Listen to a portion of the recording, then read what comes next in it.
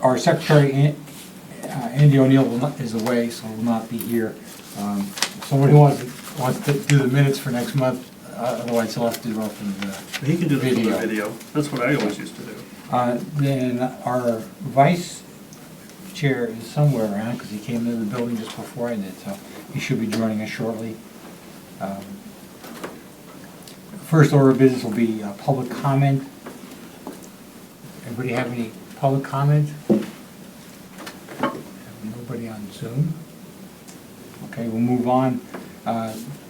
So the assistant town manager, I'm sure he'll be down at some point. I did see him briefly at a meeting that OCAN was hosting at 2:30. And I don't know if we'll have anybody from OCAN. So I'm going to talk about the OCAN meeting. So that was just held at 2:30 today at the police station.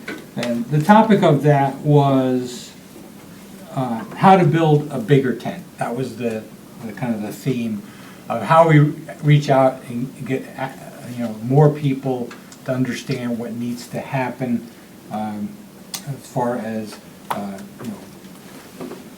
the kind of actions that homeowners can take, whether it be solar or whether it be heat pumps, electrification. And so there was two groups formed to talk about that. We talked about a number of things, and what I told the group there was that, from my perspective, everywhere I go, when I meet people, I always tell them about the things that I'm doing. So the changes that I'm making, such as installing heat pumps or buying an electric vehicle or doing community solar. So I talk to people about the things that I'm doing. I rarely ever ask them what they're doing, but I think it's important that we always communicate. So some of the groups that I'm involved in North newcomers.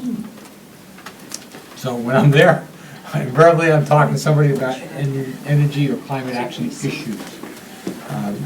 But so this was about building a bigger tent. So there was, we had the assistant town manager there. He talked about the climate action roadmap. We had Amanda Converse, our public information officer, there. We talked about community cares and the program, that program and how that's being developed. And like I said, we did hear from a lot of folks about ways we reach out to reach homeowners, particularly concern was about how do we reach, part-time residents, seasonal residents, and so there was some ideas that were developed in that. So we'll get, when we get that out as a summary, I'll share that with you. Because I said this is one of those issues, I think, from a community outreach perspective, that is probably one of our biggest challenges. Okay, these people that are not here on a day-to-day basis, how do we get them on board and get them to take actions that moves us forward? So that was that just wrapped up at 4 o'clock. So Hasn't wrapped up yet. Well, We sneaked out. we had a lead to come here. Hakeem was, or the vice chair was also at that meeting.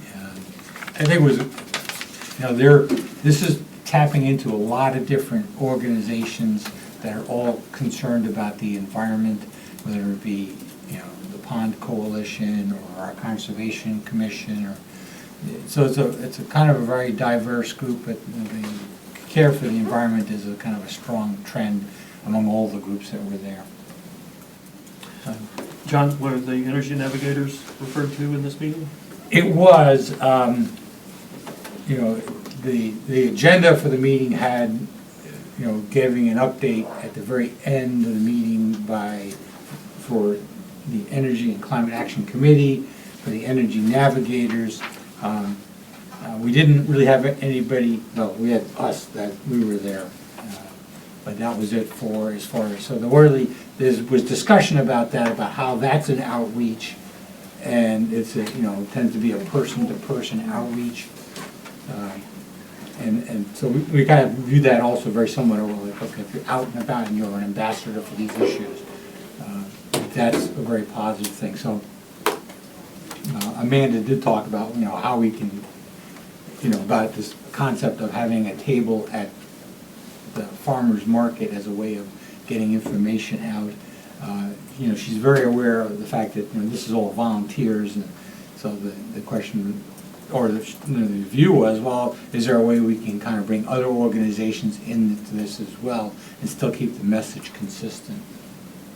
So we'll see where that goes. But John, can I ask, did the issue of the drought and water restrictions come up? Because we've got to notify second homeowners anyway, so there may be a way to attach to that message. yeah, so that did come up. Amanda talked about that, about a mailing or an attachment to the water bills when they go out to try to get the word out. And I personally was surprised about it, because I had seen the notice that was in, I think it was in the Cape Cod Chronicle, and I'm not sure I got the message as to the full extent of it. And at this meeting, I was like, oh, I don't quite understand what we're doing. Is it on the website yet? Ginny Farber mentioned it this Wednesday, yesterday morning, at the chairs meeting, about the notice going out, though. It's gonna be more Yeah, notification. I think the part that I was confused about was irrigation systems. So when I look at the website now, it seems to indicate that, okay, irrigation systems with a couple of exceptions are not going to be able to be used, which is, from my perspective, what I understood last year was they were allowed, but only if you were between the hours of 9 p.m. and 5 a.m. or maybe I've got, not right, but overnight essentially. And I don't see that language any longer Maybe in there. different. No, they're not allowed, because they're, Really? even on a well, they're still tapping into the water table. Yeah, So a big change. I think it was the same last year, but Yeah. it took a little while to Yeah. understand. And I think Amanda talked about enforceability. That's Right. one of the issues, of course, for the town. We're actually working on it. But I totally agree with the point about the people who have the well, because they think it's really a license to basically use Right. water any way they want, Right. but it's all our water. Right. Okay. So I will call that the OCAN update from their meeting earlier this afternoon. Any questions about that? Then let me go back. We'll pick up an update from the assistant town manager. Oh, skipped, I wasn't here in time. Good evening, everyone. Mark Rail, Assistant Town Manager. Just a few updates for you. The continuous EV charging stations, John and Hakeem got to hear about it at the OCAN meeting, but the Nauset project, the pole and the transformers are set on the pole. Next week on Wednesday morning, I am meeting with Voltrek, the installer, and their construction team to look at the site again and come up with the timeline for construction. Just yesterday, the pole and transformers on that pole were set at Old Colony at Depot Square for the fast chargers. I did touch base with Maverick just this morning, and they are planning to come out over the next few days. They believe, even with Eversource finalizing the energize of the site, it should probably be done by the end of May. So that's acceptable, you can deal with it. But I have put some additional pressure on these folks because, our season is coming and we don't need to be in the way of Nauset Beach parking lot and, all of that. So it's moving along pretty well. The 139 Main Street, they were here back before the snowstorm doing some work on the pole, and they didn't set the poles we need, so I've been in touch with Eversource about figuring out what is going on with that. And they've been responsive about the other pole at Old Colony, and they've been telling me the timeline, and they've been right on, so hopefully that is not too far behind. The solar PV developments at our 3 locations. We've got, the Eversource filings have been made for those, so that process is still in early stages, but is on track. Some of you may know that our agreement with Cape Light Compact for our energy and sustainability shared person, Kim Grant, has come to an end.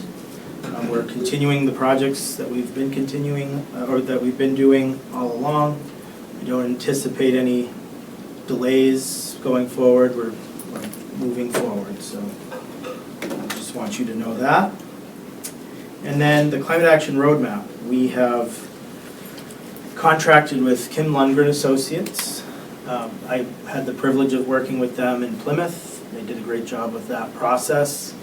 The plan or the roadmap that we will be working on with them will be a bit more focused than the plan you saw from Plymouth. It's going to really be honed in on actions even down to the neighborhood level. You know, really looking at targeting neighborhoods and looking at what types of HVAC systems and the age of those systems, and I think it's really going to be a good plan. It'll involve a community, there'll be community engagement, but there's also staff engagement here that will be beneficial, and then even targeted engagement with let's say maybe the builders or developers in this area, or the property management organizations, right? So it's we just had our first kickoff meeting yesterday. Amanda Converse and myself met with the Kim Lundgren Associates team just to start to highlight what the plan looks like going forward.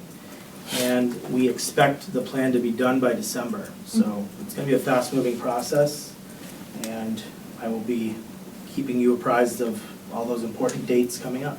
Mark, how does it coordinate with our facilities assessment?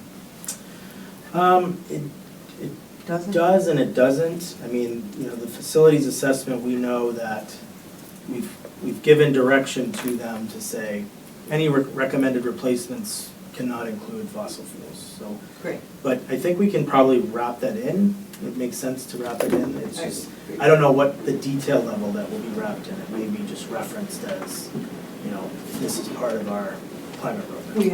We have to get there in Right. terms of what our stuff Yeah. versus the neighborhoods, right? Yes. And there is a bigger focus on the community side versus the town government side, but it all comes together. Right. Could I just get the name of the company again? Sorry. Yes, Kim Lundgren Associates. K-I-M. KLA, Okay, Lundgren. thanks. Could I ask one more question? I'm keeping notes for the committee. Did the thing with Kim Grant, is that because the arrangement between the towns ended at the funding issue? Or is it the personnel, she just left? Funding for, on our end, yes. Funding ended? Okay, thanks. So- Thank you. That was so we did use up all the Use all money that that. the town allocated for Correct. that idea, and if we wanted to do that again, we would have to get approval again to do that. But having said that, remember, it was in coordination with 2 other towns, Right. so it has to be in sync, if, Yep. yeah. Just a quick question on the roadmap. Is it going to interface at all with the decarbonization plan, or is it going to be totally separate, or? It's gonna be much more in-depth than the decarb roadmap Okay. is done. Okay. Yeah, I mean, I know we keep referencing that plan, but it was done to check the box through the Climate Leaders Program with the technical assistance grant that we got from DOER, which is why we have been referencing the facilities conditions assessment, which is much more in-depth about what the current conditions are of the buildings, and then provide recommendations about what those the replacement equipment looks like, and looking at the costs and all of that. That will be really our guide for decarbonization for the town government buildings. So we've got three different, and I know we've talked about all this numerous times, but just We need a visual one more time, we've got 3 different Initiative. initiatives. We've got the detailed building assessment, Which and then- which is not necessarily focused on climate and energy, right? That's more focused on capital planning. But Right. climate and energy is obviously wrapped into that. right, So, yes, there's number 1. and then we've got the one where we sort of did the quick check off the box Yes. plan. Yep. And KLA is gonna at least have that to reference to do her work. Yep. But the climate action roadmap with Kim Lundgren Associates is going to be much more broad, focusing more on the community as a whole. So,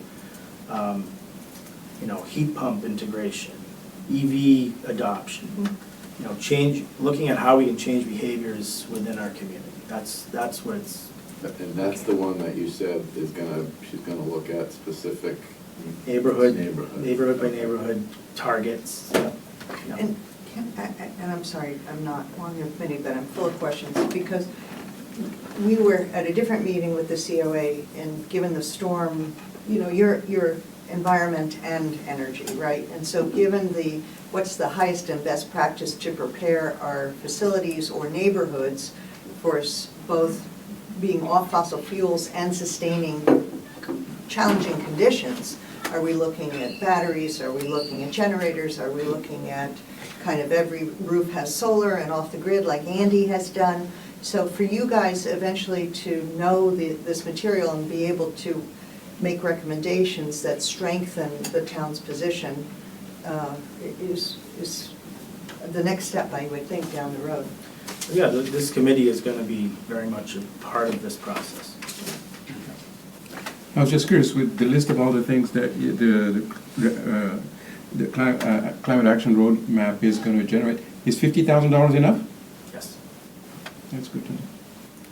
Quick point on the, 49,950. so we get some money back. $50 to spare. So we have $50,000 left in that article Yeah. towards action-related items after. Yeah, which is fantastic. Models. On the solar projects for the town, I've mentioned this before, and I know you're pushing as hard as you can, the contractor, but it's just that every month of delay Yeah. is 1 month of energy savings for the town. So I know that from personal experience since I installed solar panels. Every month I say to when I start to see now the benefits on my Eversource bill, is like, every month I say, why didn't I do this 1 month earlier? Well, I hear you, but, as we've been with these EV chargers with Eversource, we are at their timeline for these applications, so, it is what it is, and we'll keep on it, but I hear you. Thank you. Any further questions? Okay, I'm going to move on to the chair's report. I'm going to just talk about 2 other meetings that I attended this month. One was on March 12th, and we attended a meeting on Energy Navigators. We talked to Martin Trulick, who has kind of been hoping to get this program rolling along, about the discussion on how we get support for their organization. So I think he understands some of the challenges that we have, and then we're still looking at trying to get some guidance for how this moves forward, to be able to make sure that program is adequately resourced. The Energy Navigators did had the Council on Aging, had a couple hours at the Council on Aging on March 28th, where they had meetings scheduled with residents to talk to them about, how they can move forward with either electrification or heat pumps. They have a follow-on meeting, and I guess we'll find out more about what the spring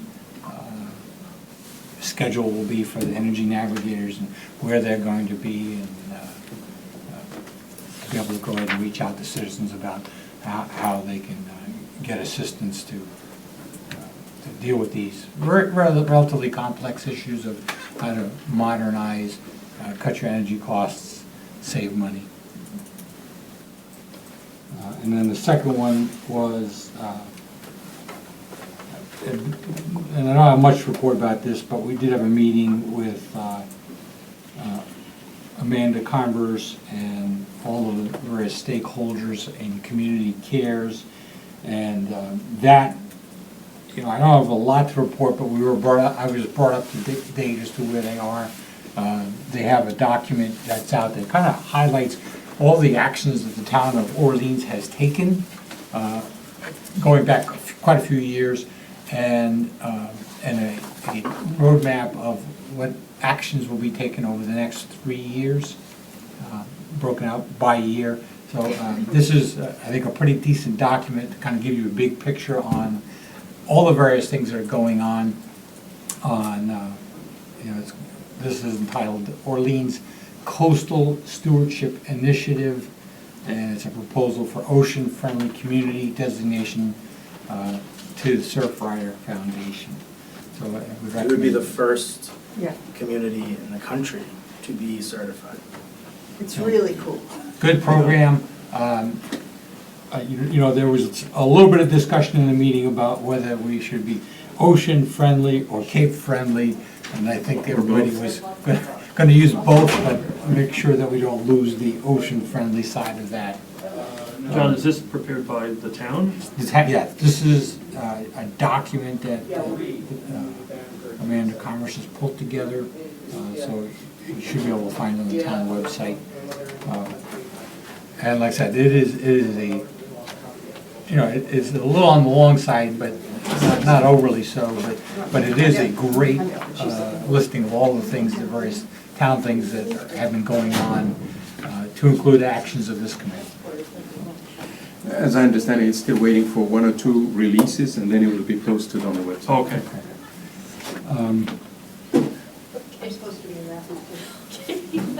So that's it for the chair's report. Any questions on that?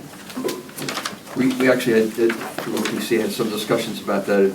Sort of wish that their titling was a little broader, because especially for Cape Cod, our water issues are greater than just the ocean. I mean, it's our estuaries and our ponds and our tidal rivers and stuff, and you know, but it is what it is. So. Yeah, and I think that, you know, that was part of this discussion of Cape-friendly versus Right. ocean-friendly. But, you know, based upon the organizations we're pulling in, I don't think anybody wanted to, Yeah. you know, push that off by Yeah. broadening the concept. So the branding is important, and I think that's kind of why, this is why it is. Yeah, Surfriders has a national reach, so it's a widely distributed organization. Okay, let's see, we'll move on to the next item. So, I had on here a review of climate action roadmap requirements. I know in the assistant town manager's report, we heard that they had a meeting this past week, and, you know, we'll just look to try to get, you know, we want to make sure we can get the word out about when, where the public will be involved in this. So the sooner we know that, Whenever the thought is to, sorry to interrupt you, the thought is to plan for a community-wide engagement meeting sometime over the summer to be able to capture folks who are only here in the summer, right? So we'll work together to find the right date. Any other comments or questions on that? Okay, we'll move on to, this is item 7, so letter of support for fire rescue station. So I put together a draft letter for the select board.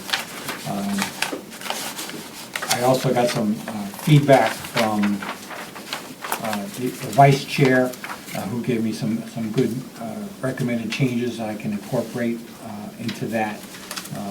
Mostly it was, you know, subtle changes, but I, you know, said a lot of the things were in there were correct. So I think what the objective here with this letter is to lend support to the idea that this project needs to move forward. It going forward as a net zero project, meaning, and that was one of the changes that the vice chair recommended, was that we include that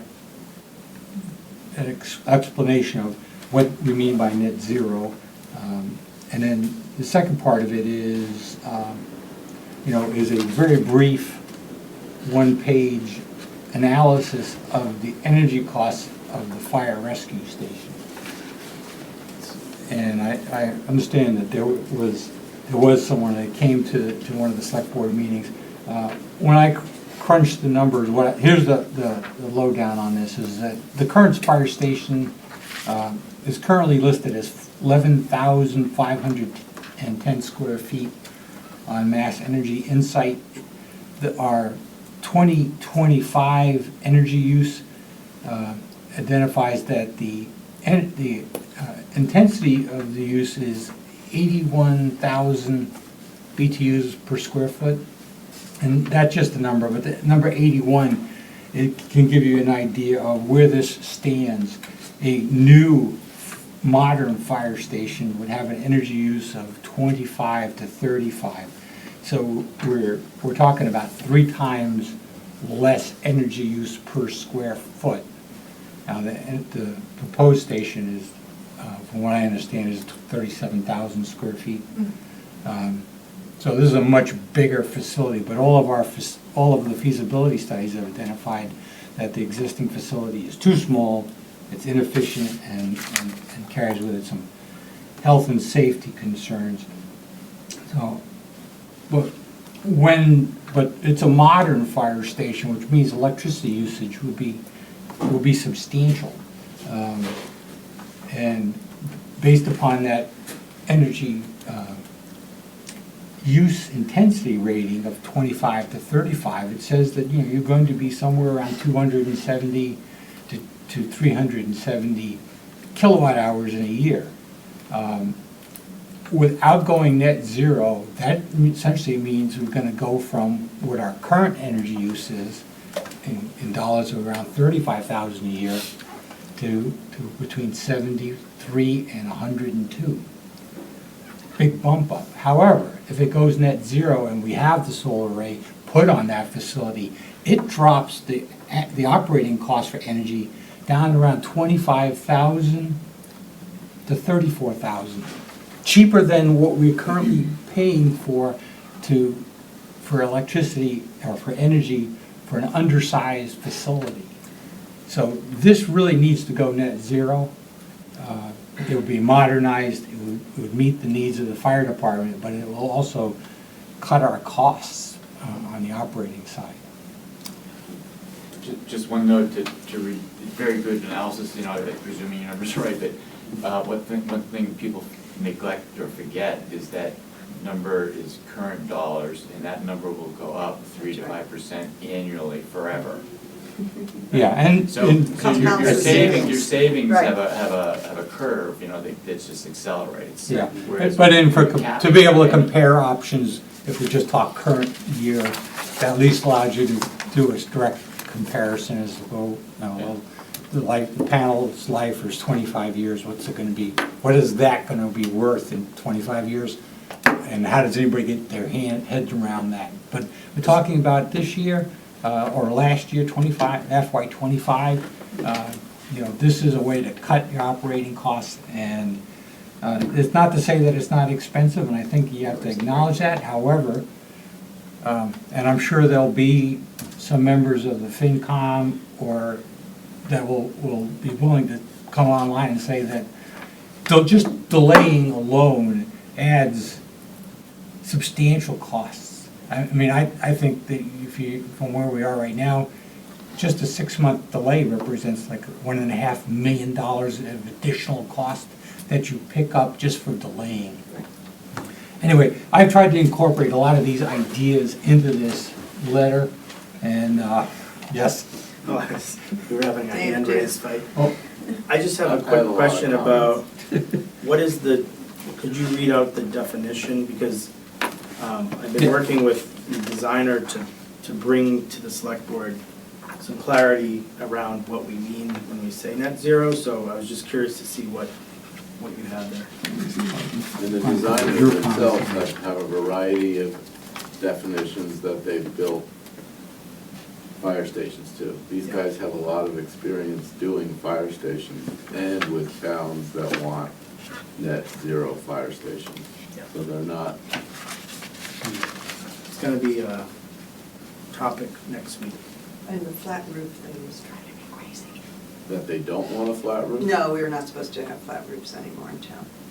But the net zero model was a flat roof as opposed to an angled roof, so I'll pick that up later. I want to talk about some of that, because I think some of this is not considering some of those discussions. Maybe I'm oversimplistic, but to me, net zero means we generate as much renewable energy as we use. Or is that too simplistic? That's actually what we've been working on, Yeah. is let's drive this down to like what we're actually looking for, right? Right. It's no new fossil fuels. Right. It's producing on-site renewable energy that matches what we're using in the building over a given year. Except that the fire engines themselves demand fuel. Well, right, We're not- That's separate. that's not the That's facility. Right. It's Park in them in the there. driveway. Yeah, they can't be inside. So the vice chair's recommended change on that was that paragraph 2 start a net zero fire station by generating renewable energy equivalent to its consumption. That's good, that's fine. And it would save on the town's operating costs. I think that's what the board is really Yeah. focused on. But like I said, when I look at it, it's like, you know, it's, net zero is the right call here, and, like I said, Additionally, and David and I talked a little bit about this, was the $5 million bond authorization that was made for the solar projects, the 3 solar projects. It's very unlikely we're using the full 5 million authorization, and so when this conversation starts to come around about the costs related to the fire rescue station, you know, we've been thinking about going back to a town meeting and saying, we've done this for these 3 projects, there's excess funds within this authorization. We just need town meeting to expand the authorization Yeah. to this property. Yeah. And they're thinking about building a parking lot Right? canopy Yeah. in the back. Absolutely. I think we have to. It sort of, we have to Yeah, have so we'll that make to it. make it, and it's sort of, it almost acts like a separate generator if it's a parking lot canopy system. So I thought, when I was at the meeting and I talked to Mark about this, you know, immediately, that really lent itself to tapping into the remainder of the $5 million and helping out. Yeah, but it still goes back to training us as a community to make the investments up front Mhm. that immediately pay back. And that's where that goes Right. back to So- all of the planning documents. So have these conversations now. I want to say sort of a few things. One is, I do wish, I mean, I have been going to the meetings, so I've been following what they're saying about renewable energy. I didn't write an official, you know, report about the meeting I just went to, so I want to read some of what I learned, and I think Andrea was listening to that last meeting of the fire station committee, it sounds like, no. And anyway, I do wish that as the official liaison to that committee, that I would have gotten pulled into this a little more. But, and you might have sent me a draft. I did. You did, okay. Okay, and blame it on me. Yeah. I get a lot of emails. So the first thing I wanted to do was just sort of, and I went back to them and said, you know, what does the committee, you know, what is the fire station committee's mandate for net zero? So, I mean, they do have, as part of their charge, the town through the select board and town actions has committed to focus on climate action through mitigation and adoption. The building committee will work to propose a net zero emissions facility design to the select board that incorporates all available technologies. Additionally, the committee will ensure the use of sustainable land practices throughout the process. So when I went to them, 2 months ago and said, okay, you guys are getting closer, I want to start really engaging with you guys about, what you're doing. They sort of went back to this and said, we've got it covered. This is what the town wants, this is what we're gonna do, period. And outside of the building, I met with the architects in the parking lot and sort of said, okay, I want to have a discussion with you guys. And they sort of assured me that they've worked with multiple towns to design net zero fire stations. They probably have not designed a net zero fire station that meets your definition of net zero. But they are already, you were talking about the shape. The meeting I went to, We saw models. yeah, the meeting I went to had already had 4 preliminary designs for the fire station. Right. And one, as Andrea points out, was called the net zero model that maxed out on PV and was a flat roof. They don't necessarily like flat roofs in this town, and a lot of people,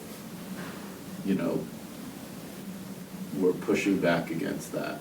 And the other 3 designs, by having gables, they sort of ruin the perfect south-facing orientation of the building.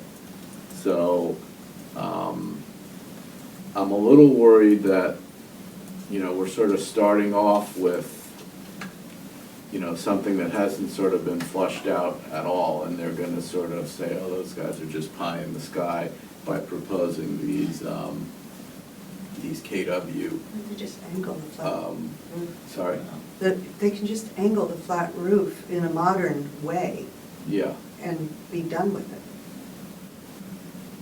Well, from being there, I'm just telling you that the people, pushed back pretty quickly on the gables, and all of the gable designs would not maximize the solar. So, at this meeting, I sort of pushed back to these guys, because I thought these guys are professionals. They should have been able to come to this meeting and say, roughly, this is how many KW we can do on the flat roof.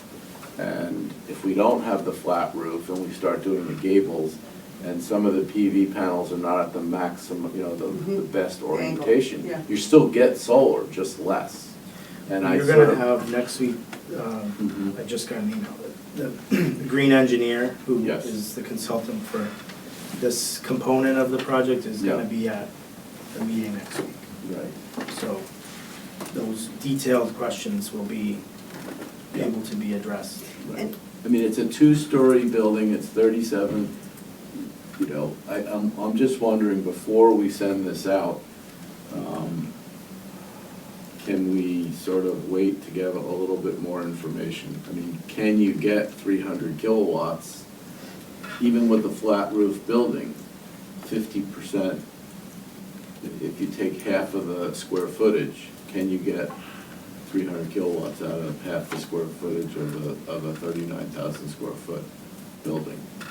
See, since I don't know what they have in mind, Yeah, the basis of this was, what does a modern fire station, how right. much energy does it Right. use? But So this- Greenfield had a fire station that was net zero and was at 25, and Norfolk had one that was at 35. But how many square feet were they? Well, Yeah, they said this is based on square feet, right.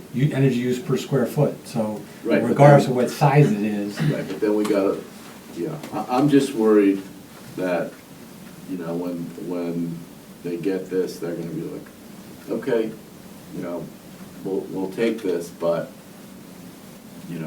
Yeah, we'll so have to it's- see what the building orientation is and what the available square footage is. And the one good thing that came out of the meeting was the carport, Yeah. but you know, a solar carport is not cheap. So that could add $2 million to the bill. That's why I was hoping we could tap into some of that money from the town. But, so at the last meeting, with these 4 alternate designs, I pushed them, and it sounds like they're bringing their guy, he literally is a consulting firm called the Green Engineer, to come Yeah, back we're- with some rough numbers. And We the other are thing- entering a different phase, right? Yeah.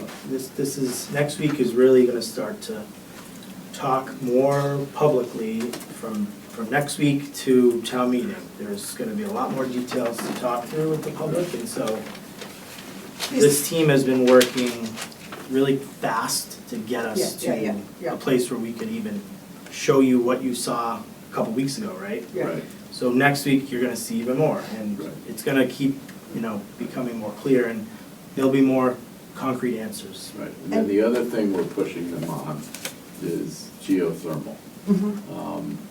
And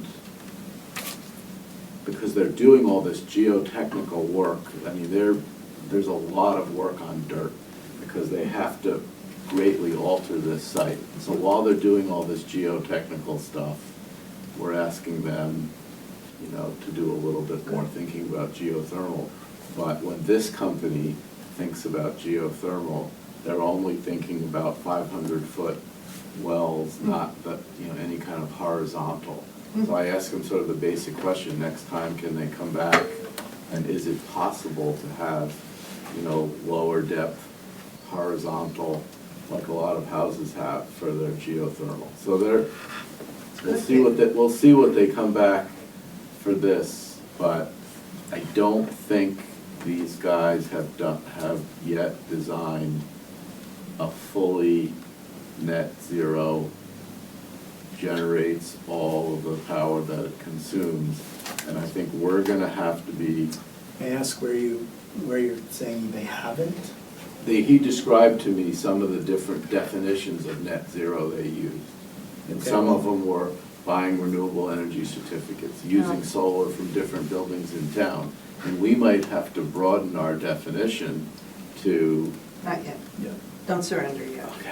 No, Yeah. but I will tell you, Yeah. let me tell you though, because Ted Galante is on the same page as what is in that letter. Yeah, On site, they're yeah, working towards getting that to work, Yeah. so. yes, And I think the select board we asked for a net zero building right.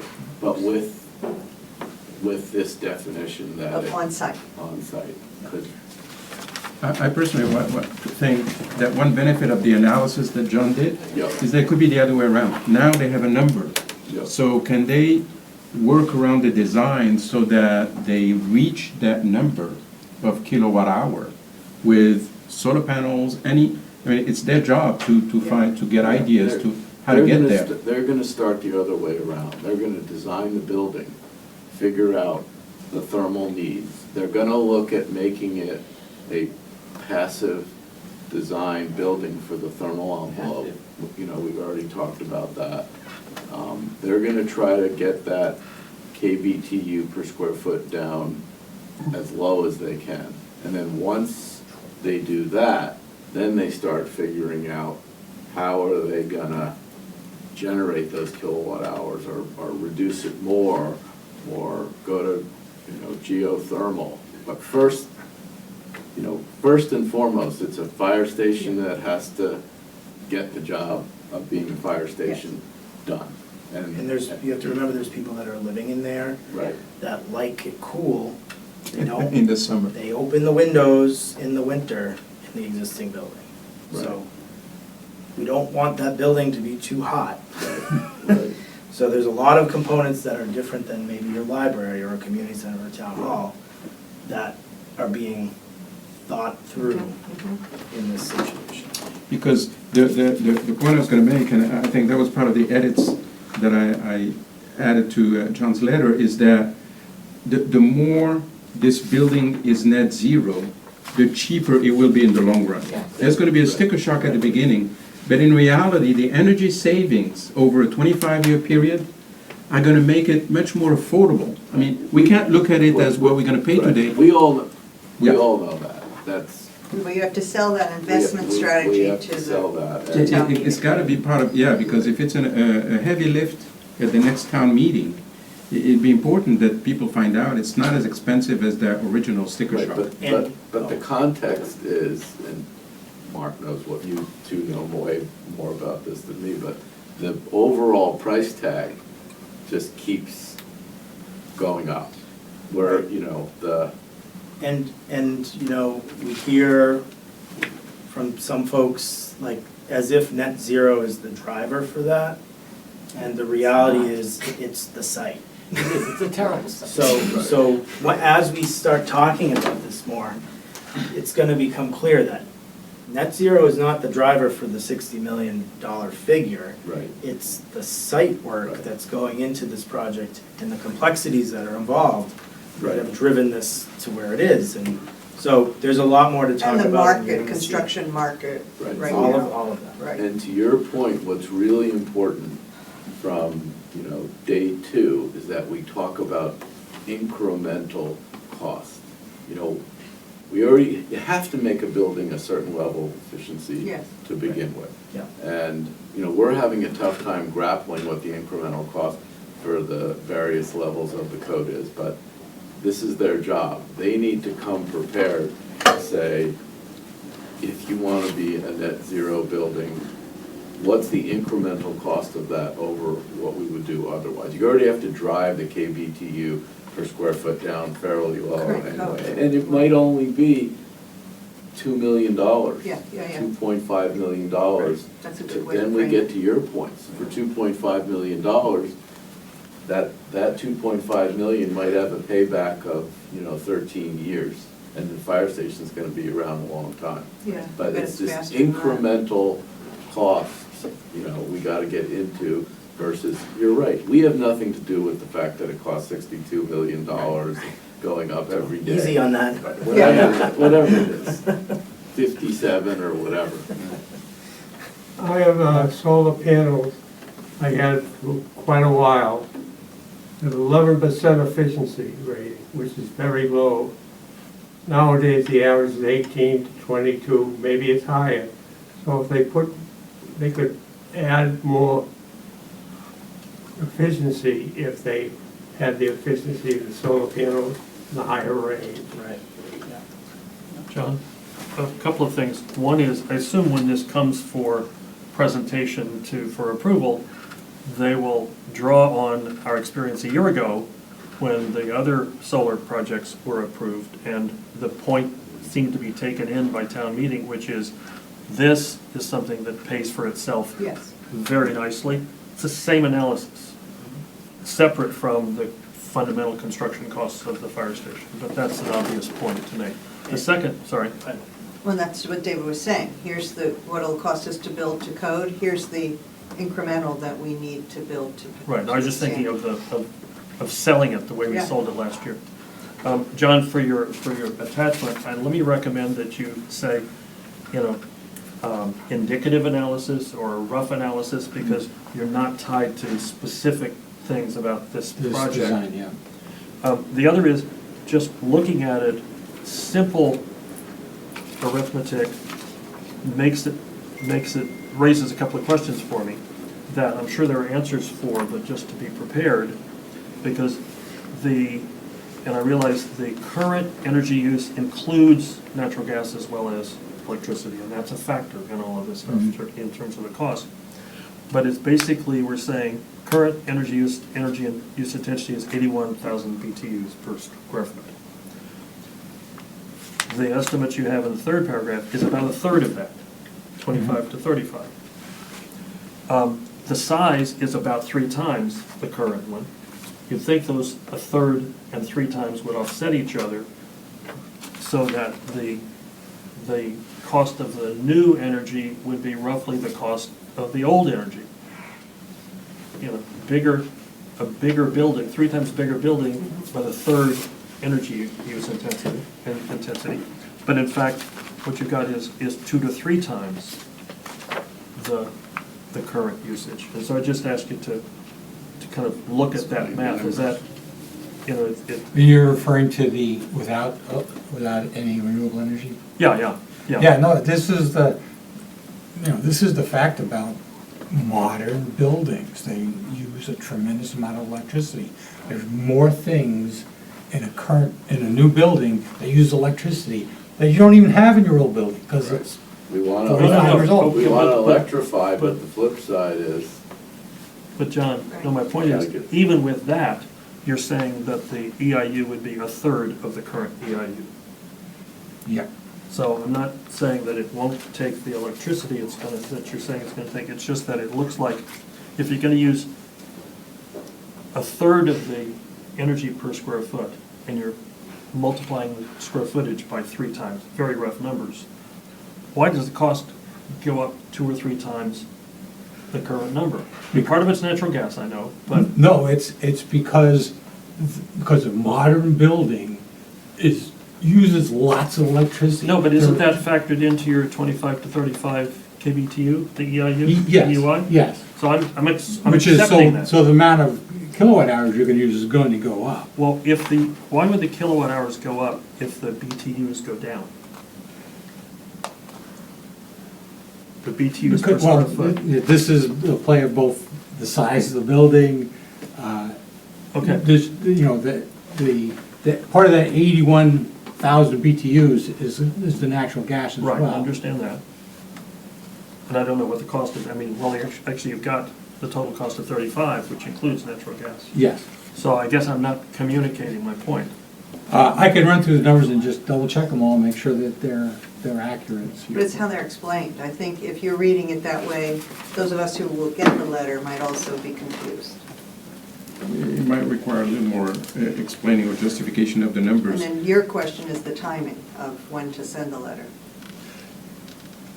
you know, because from what I'm hearing, if they come back with a month more of expertise on the orientation, or even if they came back and said, you know, the net zero version of the building could have 125 kilowatts of solar. If we covered the entire flat roof, it sounds like our attitude is go back to the drawing board and figure out a way to get 200.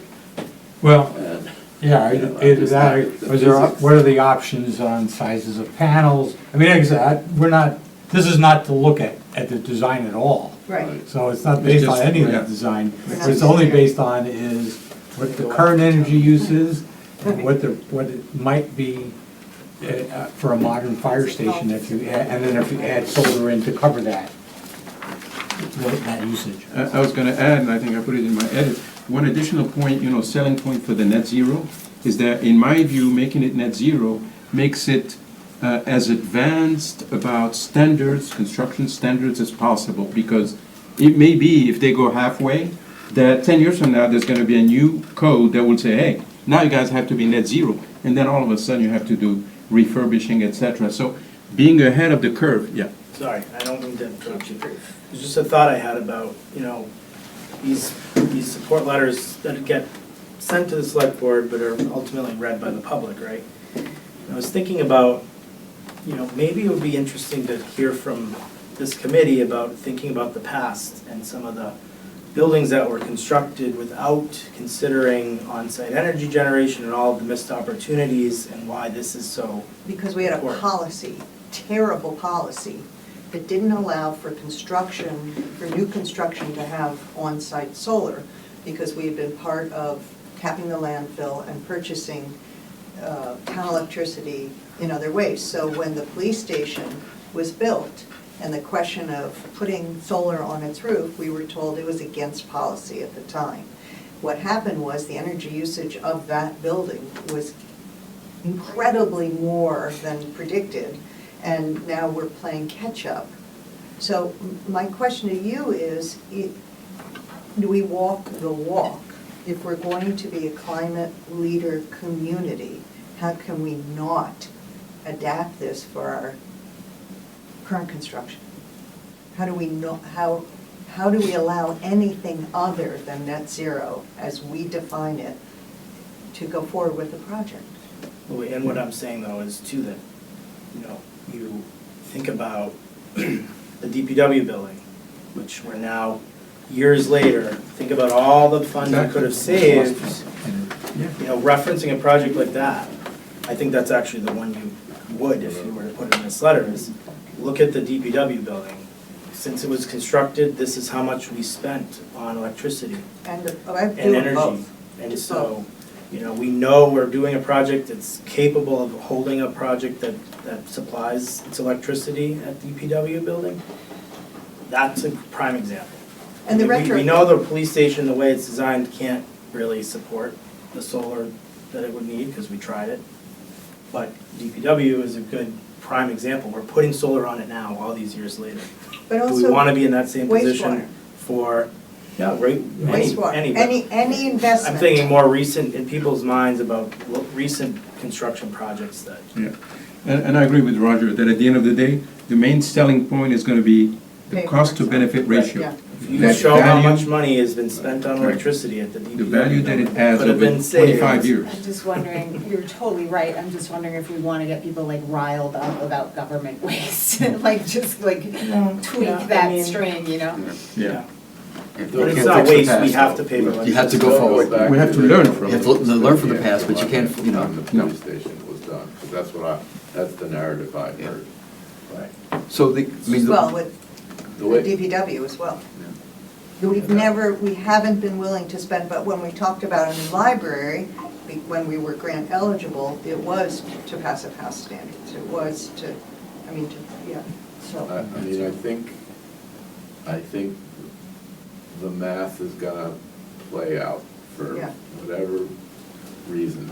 I hope they come back to the next meeting and say, if we went the net zero option and we maximized the solar and we did a carport, this is what we get. It brings energy bills down even And- for a larger And, building. you know, if we did that much, if we covered our roof with solar and covered the parking lot with solar and generated as much as we can, I don't know how much more, you know, how much more we could do. So Well, maybe they can say that means this is how thick our insulation needs to be. You've got a great team of engineers working on this project Yeah. that are focused on right, delivering. So yeah. we're gonna see, even beyond town meeting, design is not gonna be Yeah. done by town meeting. Yeah. Right, design is gonna continue Right. through the summer and, I'm you know. I'm gonna follow up with them at the next meeting and ask them if they really have designed to this standard of net zero. They keep impressing upon me that each client has their own definition of net zero. And some clients in the last 2 or 3 years were happy if the building was just all electric and they could buy renewable energy certificates from somebody. So Yeah.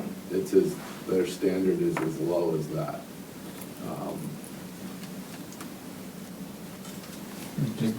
Just a thought, I don't know if the pitched roof is serious, but I think the select board can put that to bed up front and not have that go down the road if it's not conducive to enough solar.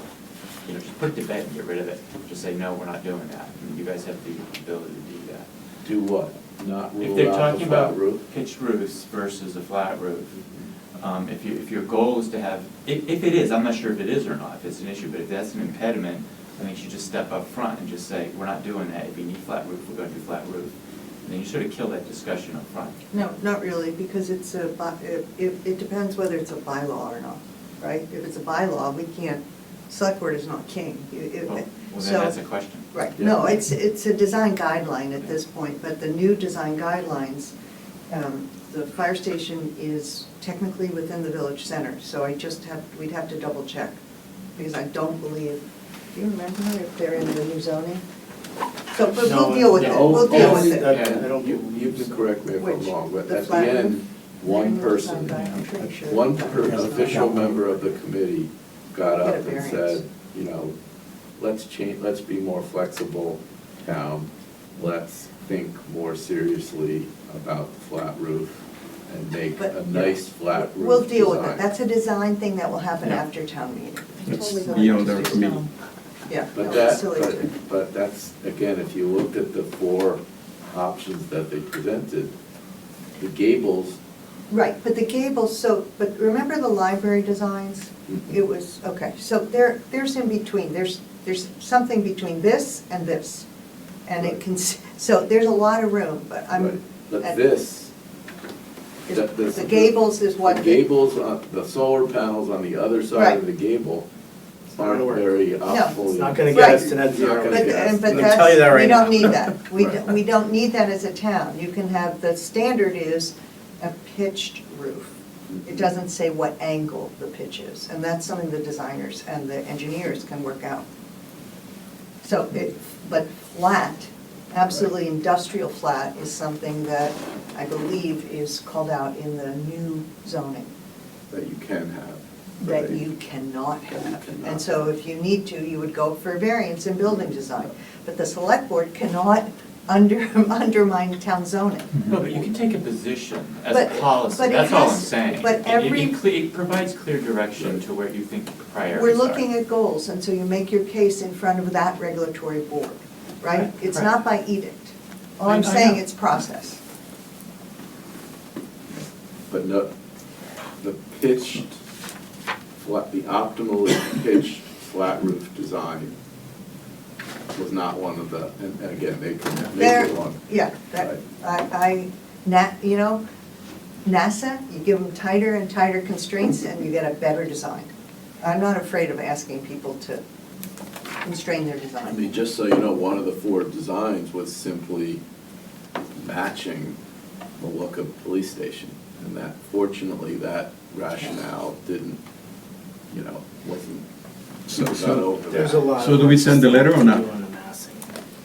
Yeah, what's the It's point not, of the this is not tied letter? to the, at least this letter's not Yeah. tied to the design. Right. It's tied to the concept of net To the zero. concept, exactly. And it, also, it's meant to try to, when I was writing this, my thoughts were, what we need to understand is, this is how you get an affordable building, is you have enough solar Yeah. to cover your costs. And Right.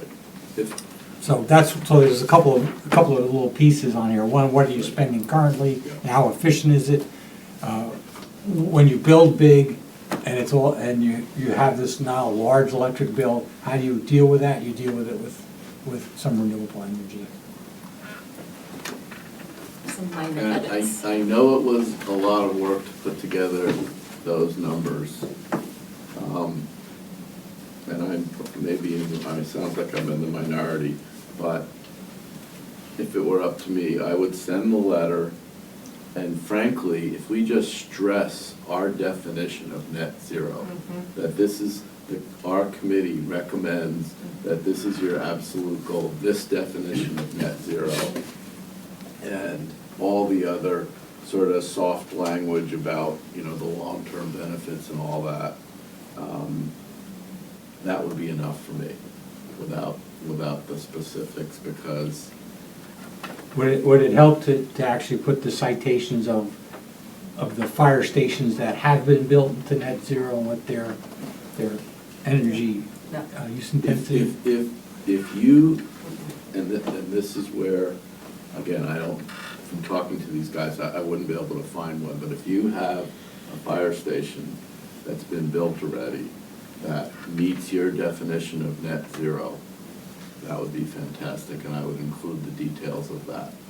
But for us to sort of do the kind of modeling about how many kBTUs per square foot and Well, how yeah, much we- PV. That's to be honest, but, like I said, there are, Mass Energy Insight carries these numbers, so getting, what the Right, but that's just what Greenfield the fire old- station That's is, just what was the easy. old fire station used. Again, a new fire station is just completely different, like you say, it's a lot more electricity intensive. And, even some of our own members' readings of, why this went up and why that went down, we're the experts. So I think it's a little confusing.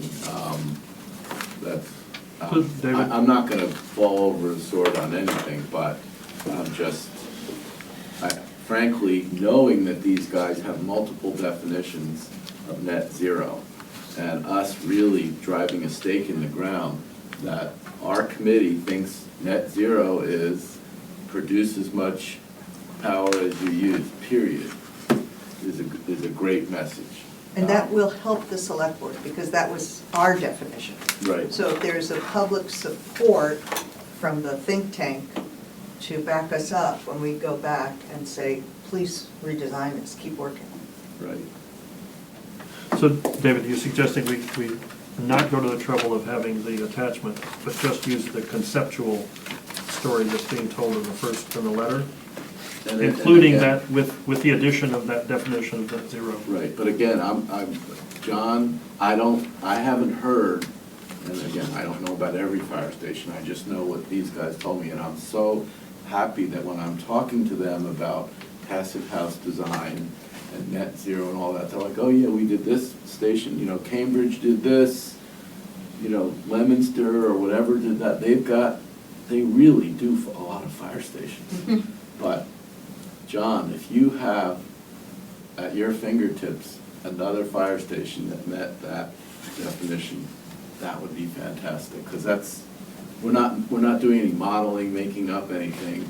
We're saying, X town did this, we think you can do it.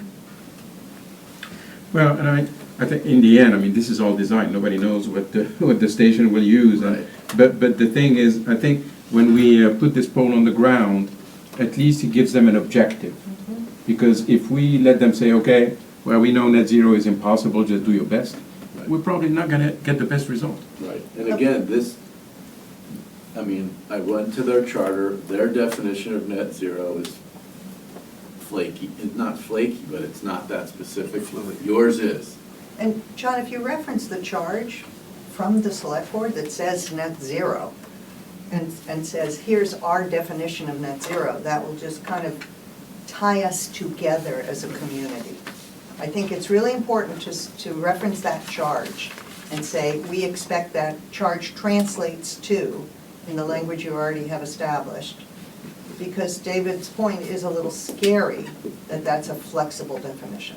Right, well, so Mark, who talks to these people more than me, in a more official capacity, Mark might already be under the impression that they get That's fine. that. They can look like heroes then when they But- show up with the next designs. But, you know, Yeah, from I mean, hearing the there town's are- reaction to the different designs and, you know, knowing that 3 out of the 4 designs would make it really hard to get to net zero, I think putting that concrete definition down would be helpful. But, you know, it can't hurt having your numbers. I can't say that. I'm a little worried about our credibility if we're throwing around numbers out to 2 decimal places and they've got all the firepower doing the design as we speak is sort of my concern. I think to retain net zero, it has to be a flat roof, and we should fight for that. Well, It's that's not a design question issue, right but, now. you know, I was just gonna remind us the Ronald Reagan quote when he said, if not us, who, if not now, when? So And somebody if- has to do a, And if it sounds like I'm arguing against them being No. net zero, I'm not. I'm just, yeah, no, you know, you have the job of I mean, selling it to them. yeah. right. A little of it is sort of, you know, realism. Let's look at our own roofs. I just put solar on, covered as much of my optimal facing roof as I could. But when I add a new heat pump or if I add a new electric car, I'm gonna be far from meeting my own electric needs, and that's it. I'm proud to say, you know, I also just installed solar panels in August, and for the first time in my life, I had a negative Eversource bill. Same So, here. it Just got works. this month. Yes, even though I heard somewhere a lady say that January and February, and she had been in solar for like since 2015, this January and February have been the worst January and February ever that she's ever seen. Between the covered skies and the snow. Okay, we've had a lot of discussion on this. I've got some input from both, from 3 or 4 of you. I would suggest that I come back, rework this letter, but I think, our time is that if we're gonna send it, we kind of need to make decisions to send it. Our next meeting is not till after town meeting, so this is why this is on the agenda. I'll make a motion that you send this letter with the edits that we discussed, and that it's done as soon as possible, because if it's after the town meeting, it's almost irrelevant. Second the motion? Any discussion? It's up to John, basically, which is fine with me. He's gotten all the input from everybody, but the motion is, I move that over the next few days, John take everybody's input and send out the letter in exactly the way he sees best fit. Exactly, because John knows, based on our discussion, where is the center of gravity, Right. and then that'll be what needs to get to the select board, because something needs to get to the select board. But the chair also has the option to send the letter individually for individual feedback before it goes out if you have any concern. You can check yourself. Yeah. Based on your One timing. person at a time, right? And my guests have left. I just went through my email. You sent it to me on Monday, and I had 5 house guests, and I just did not. I'm sorry.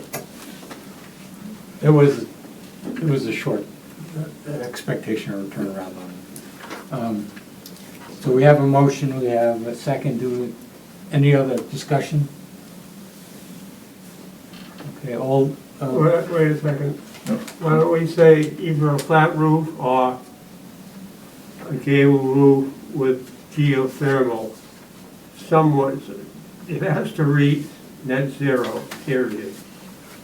I don't think we want to be in the discussion of what the design I is. wouldn't be like. comfortable getting I don't- into interfering with their technical work, to be honest, but. Because, it could, I don't know if they've completely ruled out any ground-mounted solar. They have not. So anyway, like I said, I don't think we need to be in the design part of it. This is, You've got the tree chopping contingent. Who doesn't want to Yeah. chop any trees Yeah, down to yeah, the yeah. ground mounted solar? well, this will also be never mind, right? So, any other comments or discussion? And I would leave it to your discretion, John, if you wanted to send it around for additional feedback, that would be at your choice. Okay. Or if you say, I like this, and off it goes. I think we're in agreement with that.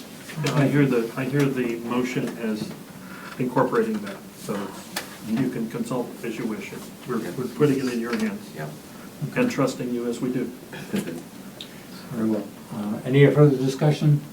Okay, all those in favor, say aye. Aye. All those, any opposed? Okay, so it carries unanimously. We're going to move on to our next item, which is a review of the second draft of the municipal construction policy. So what I sent you out was a change based upon a conversation we had at the last meeting, and I added one significant paragraph, which was major projects, renovations to municipal buildings and infrastructure. I got some feedback from Hakeem on this, our vice chair, who wanted the wording to be more of a little more directed to do these things. Because I viewed it as being major projects and renovations, and you're dealing with an existing building, and existing conditions, I felt like that maybe it should all be in more recommendations as opposed to requiring things. If you're gonna require it based upon this, you'd be coming back to the select board for decisions, and I don't think that's, so I was more towards the line of making things as, along the line of roofing projects, rather than being required, but they should consider the possibility of incorporating renewable energy. The reason for my comments is the original heading that said that exceptions can be granted by the town manager. So I thought that way, you know, the goal should be more ambitious, and if they have a justified reason to not be able to do whatever it is, you know, like if the roofing project cannot be incorporated for a valid reason, then they will get that exception. But if we just let them consider the possibility, they might consider it and kind of go back to that earlier discussion, just say, well, no, it's too complicated, and that's it. Well, yeah, so this is guidance from the select board to the town staff or a building committee. You know, if you told them, if the guidance was to consider it, you would think they would look at it and decide whether or not it could be done. But not Either way. necessarily require it per se. But was, I think, kind of the gist of your comments on this draft. And my only other comment was the opposite, actually, when we talked about affordable housing, where it said construction standards for affordable housing developed by the town will be to passive standard. My edit will be, will evaluate and subject to exception by the select board, be passive, because to me, affordable housing, it may be harder for them to be both affordable and passive. But you understand, you undermine your own argument by not building to passive house standards, because for the town and the people living in that building, it's gonna be more expensive over time That's true. to carry the building. So if you're making an exception that says we're gonna give you a break up front because construction, that increment for construction is higher to build to that standard, instead of solving that problem, go to, use affordable housing trust, use other tools to solve the problem, not push the can. If you make the exception in one arena, then why isn't the public then entitled to that exception when private projects go forward?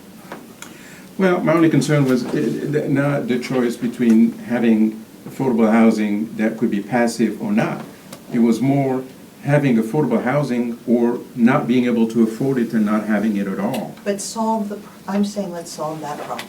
Yeah. Let's if- solve that, if it's a 5%, 10%, 107 Main was not, they looked at it and they couldn't find that difference. But correct me if I'm wrong, but I believe that Governor Prince is attempting to build to passive house standards. And the new Operation Chris DeSisto is developing down at the old school, what was that? Underground mall. Yeah, at the underground mall, same thing, he had to back away from it. But again, why don't we solve with the Affordable Housing Trust and the other kind of community partners we can identify, let's solve the problem. Can I suggest that we've got the language in here already to deal with this? Because the purpose says any intended exception will require the approval of select board with a justification. Yeah. Now, having said that, we don't need to make any accommodations for anything different Right. the rest of the way. The rest of it's part of the policy, and let's don't make exceptions to the policy within the policy. But it lines up, what you may not be aware of, it lines up with the housing plan. The plan calls out passive house construction. So for you to undermine another plan in the town doesn't, to me, make any sense. And I totally agree with the point that you made, except I was kind of speaking on both sides of my mouth, because I thought that that's a true argument for the paragraph, but my only concern was affordable housing, because I was really concerned that by making it a required passive, it may eliminate its affordability. Now, if we can find a way to combine both, then it's the ideal world, because I agree with you, the tenants would be blessed. The select board has the power to do that, Yes. but let's not give Okay. up on it. Let's not Fair negotiate enough. against ourselves. Yeah, fair enough. So it would apply to everything then. You would eliminate the consider the possibility everywhere. Yeah, I mean, it's already taken care of, I think, in the purpose. Okay, fair enough. John, just a drafting thing. In the new municipal buildings, it talks about renewable energy systems, solar roof-mounted or ground-mounted. I assumed it meant ground-mounted solar there, or wind generation. And then later, you refer to ground source energy, by which I assume you mean geothermal, Yes. on the second page. Yeah. So I want to suggest that you add ground source geothermal to that first list of renewable energy things in the new municipal buildings paragraph. Because geothermal is mentioned later, but not in the main definition of renewable energy. Yes, I have that. Am I making sense? Yeah, so Under new buildings, renewable energy Systems does can be not. solar. It has wind generation, but it Yeah. doesn't say ground source Yeah, heat. if you just add ground source geothermal to that Okay, list, yeah, Yes. then. yeah, we have it in a definition, but I will add it to that as well. Then every place, oh, that's right, up above. Well, actually, renewable energy defined above, you could just refer to renewable energy without having to list the List things. it. Because it's just that it was a little awkward having different examples in different places. So I think if you just say renewable energy, you've defined it, Yeah. you don't have to give the specifics. In the, under this major renovations or major project renovations, like the parts I think they're, you know, this could have been a very brief paragraph, I think. The construction policy prohibiting new fossil fuel use, and requiring that projects consider all all aspects of improving efficiency and promoting climate action. But one of the things as I was developing that, I was thinking about not just, buildings, but also, recreational facilities. And we have many different times where we're doing things that, are municipal infrastructure that are not necessarily buildings. So by putting these in there, it allowed me to kind of just tap into things like, oh, well, this might be a consideration, as opposed to being any kind of requirements. But anyway, this was meant to kind of provide really a further, conversation with the policy that the select board is looking to try to develop. We're looking at, I think it's April 29th as a policy workshop. So if you send me this, I'm working with Kevin Galligan on bringing the draft to the board. We can look at what you have and see what the differences are and how we want to incorporate it.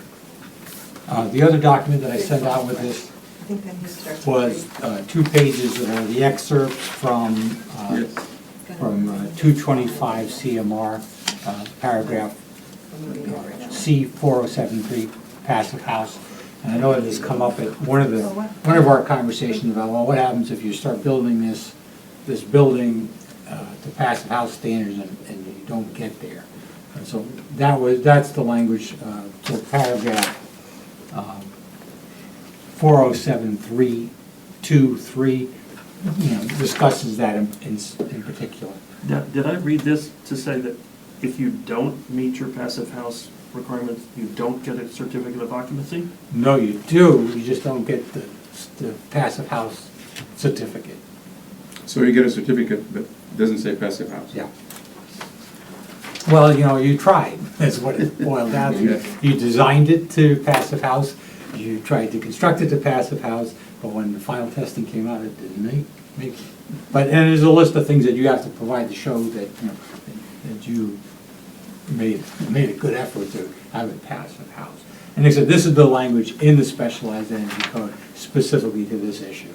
So, like I said, we just referenced this paragraph, but I thought it was important that you just see what we're referencing in this policy, or these 2 pages in the specialized energy code. John, thank you. I think this is very helpful. One of the ways it tells me, and David wants to say something, one of the things that makes me think it's helpful is to see how really complicated this looks. And if something should come up at town meeting and somebody pulls this up and talks about it in town meeting, it can easily kill whatever we're talking about, because this is so complicated. It appears so complicated at least, that you could really make a case that this is overwhelming and we shouldn't approve it. So what are you we gotta saying? be- I'm just saying, let's just be alert to the fact that this Yeah. language could be really difficult if you're trying to sell it to a broad Yeah, audience. but the reason why I'm bringing that up is, one, yes, this is not for town meeting, it's for the select board, and it's something that, if this is the policy, the select board understands it's referring back to these paragraphs. And, yeah, it's complicated, but just imagine what it was like as we dealt with the entire specialized energy code, not just these 2 pages. So anyway, but it is something that you refer a architect or a designer to that says, look, this is what we want to do. Yeah, John David's trying to say something. Yes. I just have a bunch of little suggestions that I'd like to go over. I'll try to do them as fast as possible. In the first paragraph, it says the Affordable Housing Trust. But does the Affordable Housing Trust own all the affordable housing, or does some just go through the Affordable Housing Committee, or how do we make sure all affordable housing being built in town? You can't. You can't. Yeah. It's private. Most of Okay. it is privately developed. Okay, so no enhancement to that, I just wasn't sure whether we should mention the committee or not. The next thing is applicability. And people get scared off by mention of existing buildings. The policy applies to all new, got that, and existing municipal infrastructure in Orleans. We have to sort of say something about, existing infrastructure that's being renovated. Because people don't want to hear about the possibility that they have to proactively do things like add efficient lighting and all that as a retrofit. That it's got to all be about time of construction. David, can we just add renovation of existing municipal infrastructure? That's great. Yep, that's fine. And then Roger got the next one about adding ground source heat pumps. And the next part where we're sort of defining under major projects and renovations to municipal buildings and infrastructure. Instead of major projects, because that's kind of vague, I would say projects subject to building code. I mean, that helps, if a renovation is big enough for the building code to apply, whatever definition that is, that's where we want our standards to come in. That's what we would consider a major project. We don't want to have our own definition of what a major project is. It's really whenever the state says a construction project requires adherence to the code, we want it to be the maximum code. And then this sentence about roofing projects will be required to consider possibility of incorporating renewable energy, major site work. That's a little squishy. It's fine with me, but do we want to make that take out the word consider or demonstrate something? So when I was writing this, I had in mind, I was thinking about Eldridge Park, and, this is a facility that's gonna have, several $1 million spent on it. You would think, oh, well, it's not a building, it's not gonna fall under, the specialized or the stretch code per se. But are you gonna consider EV parking? Do you, not to say that you need it, and that's that's why I'm saying you consider it, because, Okay. it might be that you decide, well, we already have enough and we don't need it. So is But it- are you gonna think about, okay, you're putting lighting on in this facility, is it gonna be high efficiency? That's why I kind of, when I wrote this, I was like, okay, well, I don't really have a definition for what I mean by major projects. Yep. And I'm not citing any not citing the stretch code, and, you know, this is kind of, it's guidance from the select board, so it can be a little squishy, I think. But is the language enough to say, for the select board to go back to the developers of Eldridge Park and say, did you consider EV charging stations? Do we want them to sort of have a checklist that says these few things, or do we want to be vague about it? Either way, I'm happy. I just want us to realize that, consider is a little squishy. Yep, no, I agree. Can I ask a different frame? I think the question has to be, how does what you're recommending fit within what we've already committed to work towards as a climate leader community? So if you're saying, get yourselves to the standards we've already committed ourselves for, you're advising the select board to do that. So I think this is sort of above and beyond, because I read this as, if this building suddenly needed a new roof, big expense, you don't want to put PV on if the building needs a new roof. On the other hand, if you're putting a new roof in anyway, it's a great time to consider PV. Are we serious about making the town consider adding PV if they're putting an expensive roof on this building? Yeah. If you want to recommend it, why not? Yeah. That's So, your charge. And if that's really what we're trying to do, we might want to make that language a little bit stronger. So, yeah, so I looked at that and I said, I went with consider, Yep. as opposed to, oh, you're required.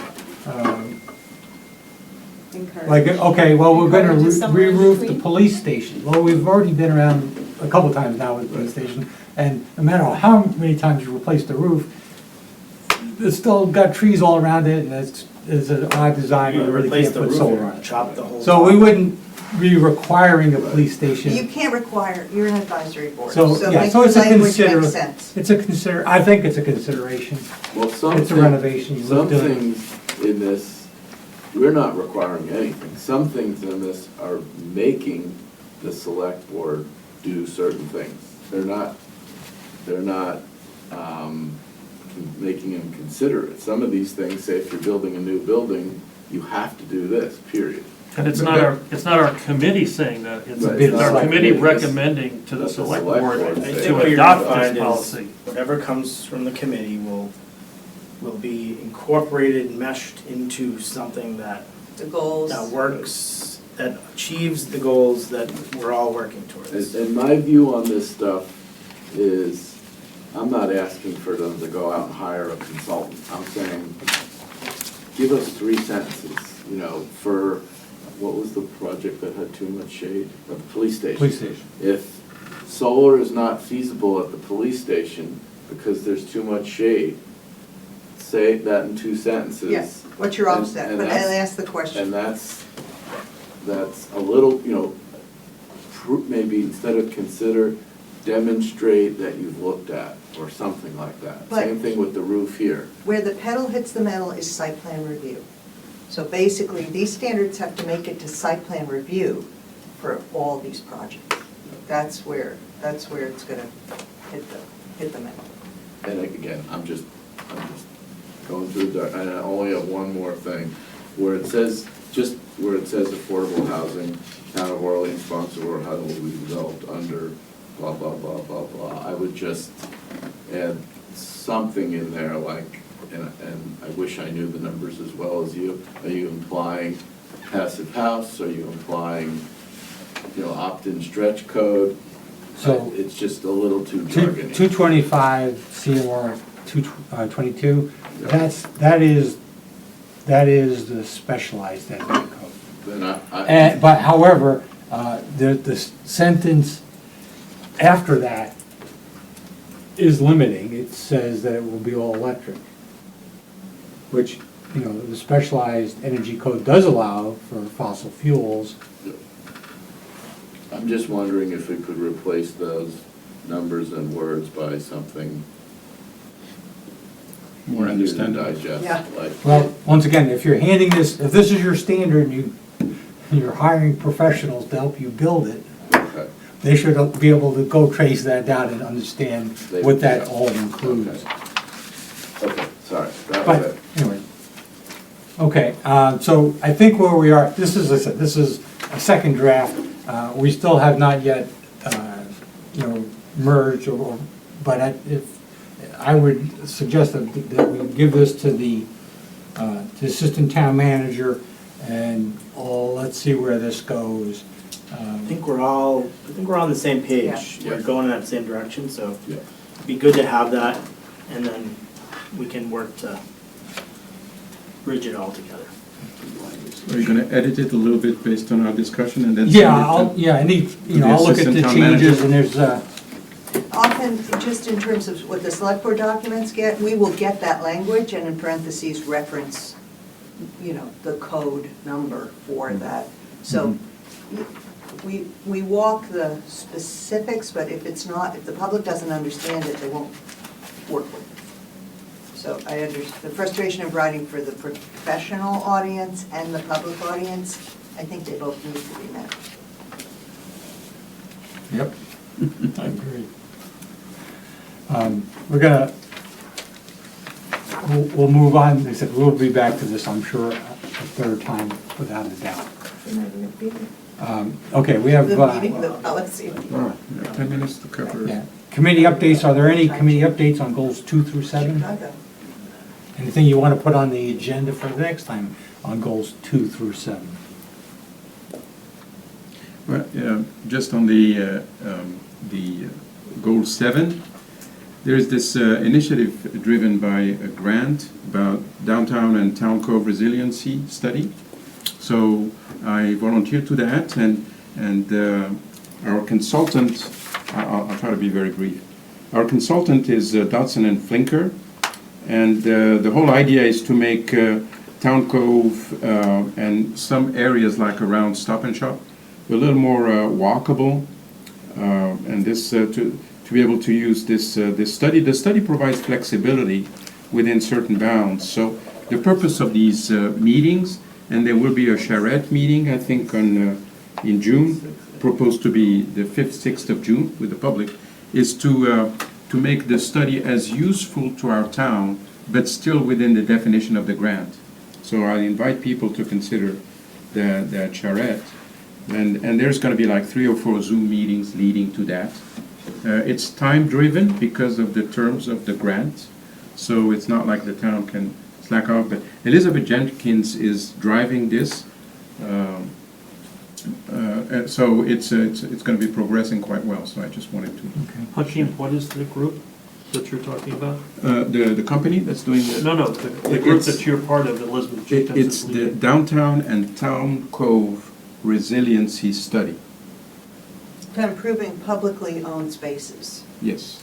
in the community. It's the Municipal Vulnerability Program grant, the Ah. MVP grant. Okay, thank you. Exactly, yeah.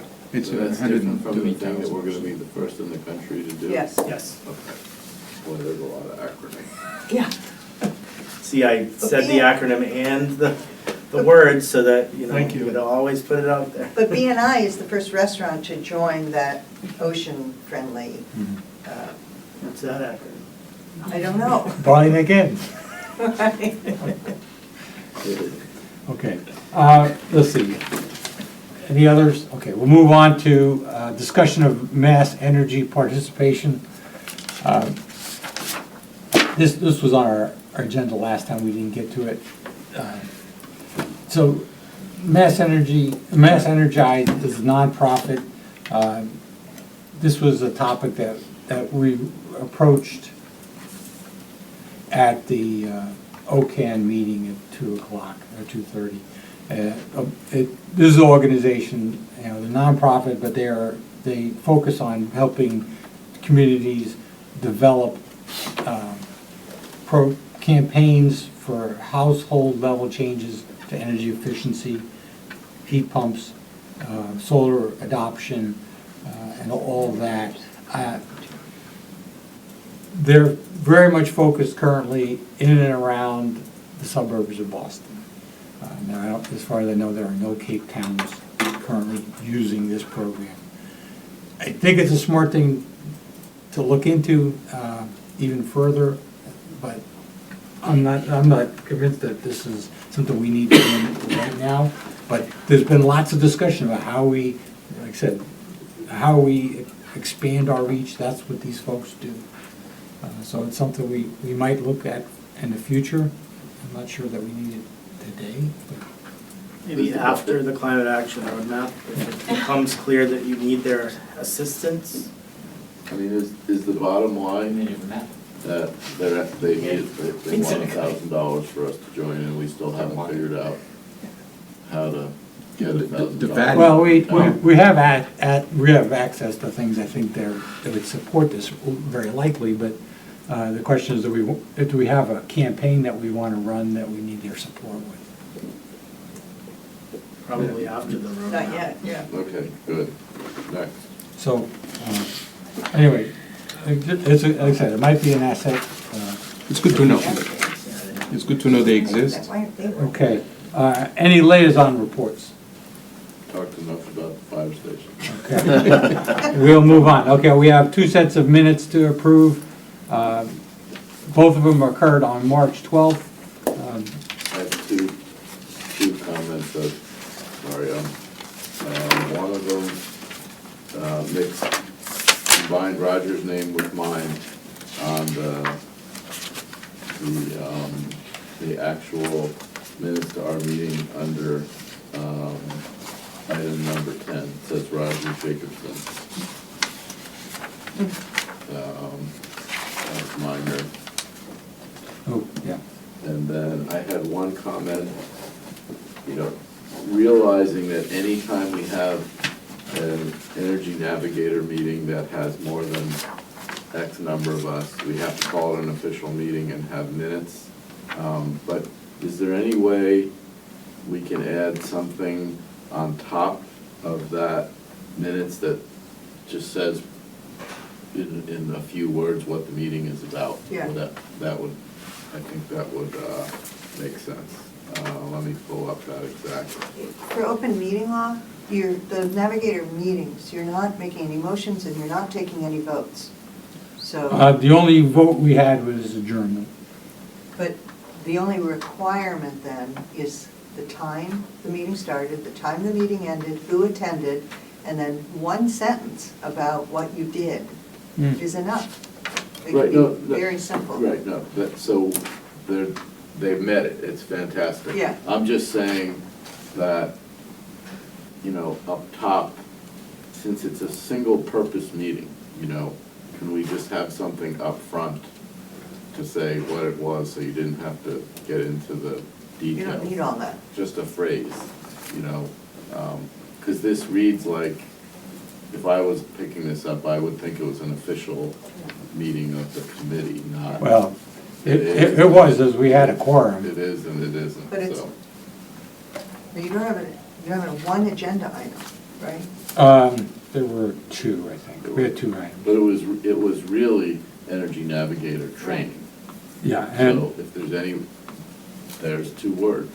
Yeah. If, we could say Energy Navigator training.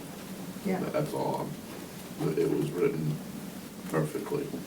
That's exactly what you said. It just says who was there, what we discussed, adjournment, boom, gets it all done. It's just, you're referring to the title?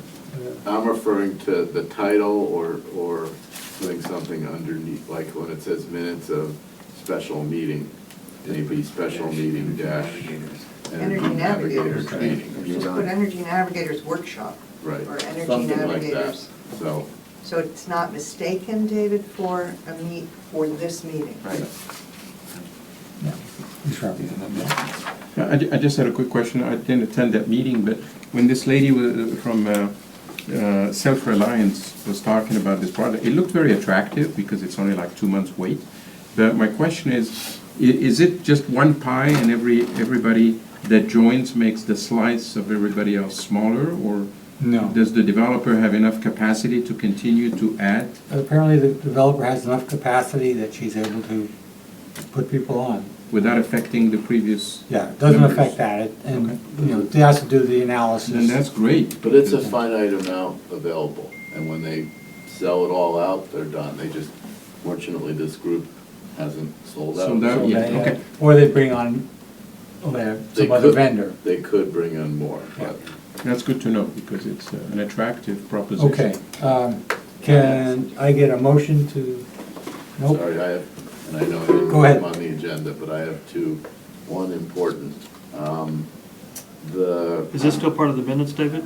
yes, Okay. the Cape Light Compact, the town needs an alternate representative for the Cape Light Compact. So, I don't know if people remember, but Martin was not only our representative, but he happened to be the chairman of the board. And when he was term limited / resigned, I took over as the town's official representative. But every town needs an alternate. They need 2 representatives. And most towns, the alternate does not attend any of the meetings. They really act as an alternate because I was an alternate and had background. I went to every meeting, and for some reason in Eastham, their last alternate went to every meeting. But it is not required to attend any of the meetings, and you could literally just act as a true alternate. So we do need, I went to talk to Molly, because I didn't understand the process. I don't even understand the process of how I got nominated, but that's. But you were the alternate.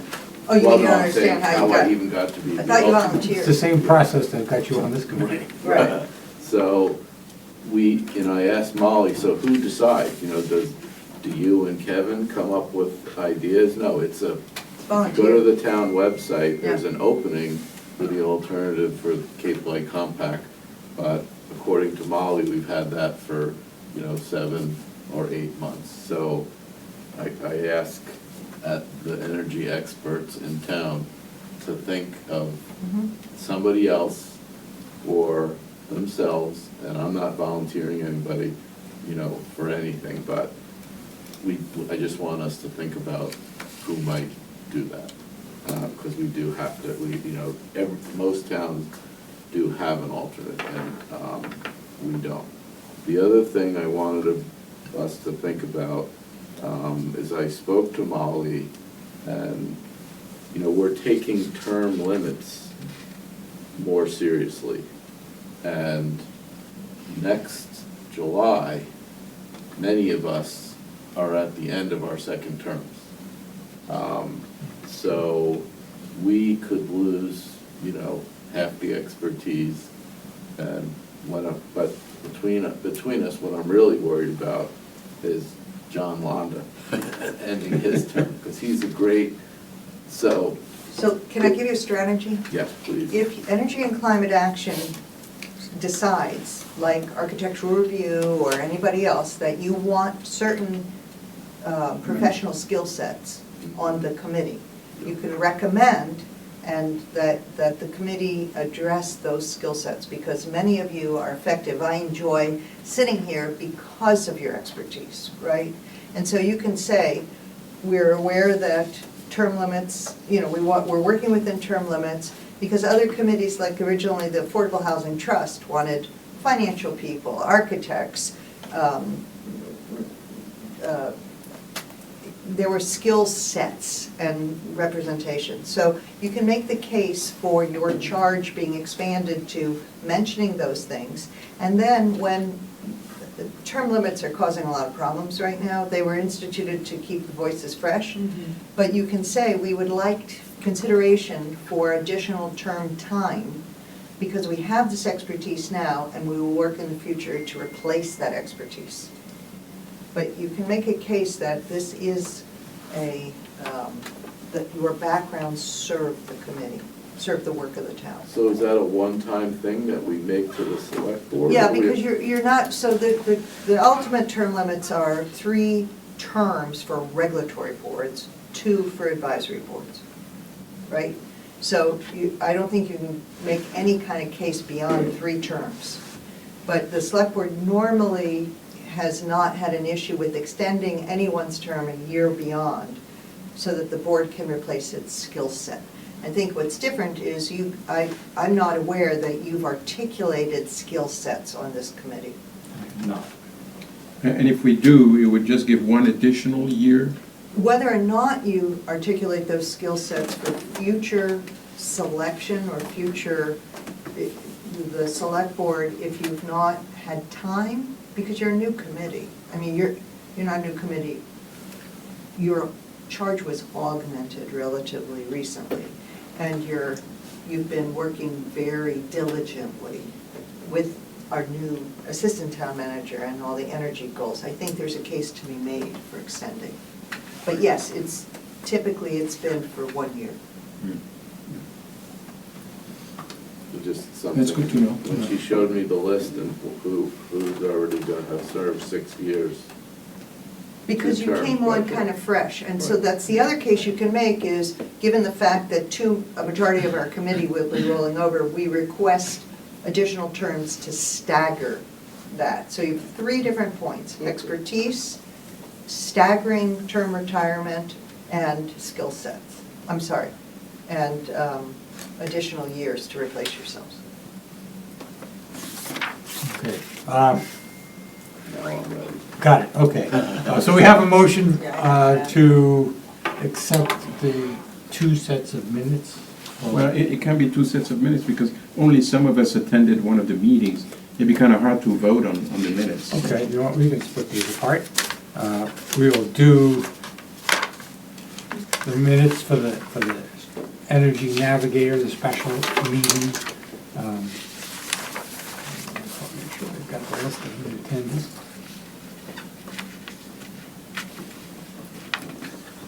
I think it was. So it's John Londa, Me? John Dugan, David, and me.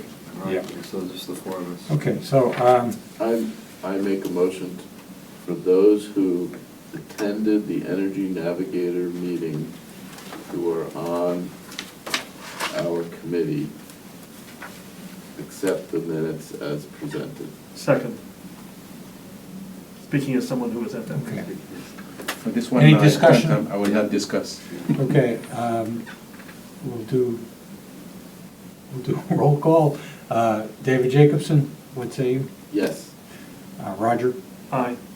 And John? Yes. And myself, yes, so that one is accepted. We'll move on to, I'll make the motion that we accept the minutes of the meeting of March as written and as modified, or as amended. you know, modified to, David's name corrected.